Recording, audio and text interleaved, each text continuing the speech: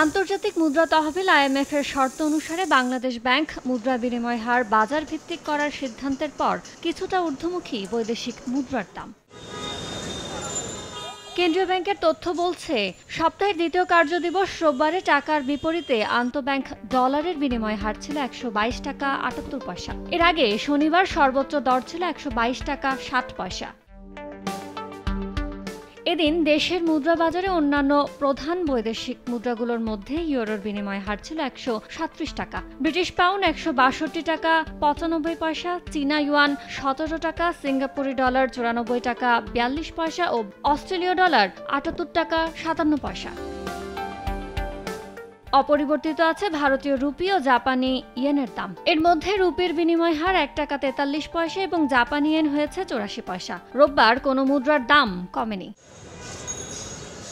সাধারণত কেন্দ্রীয় ব্যাংকের প্রকাশিত বৈদেশিক মুদ্রার দামের চেয়ে কিছুটা বেশি দামে খোলা বাজারে বিক্রি হয়। ইয়ানুর শিফাত, সময় সংবাদ, ঢাকা।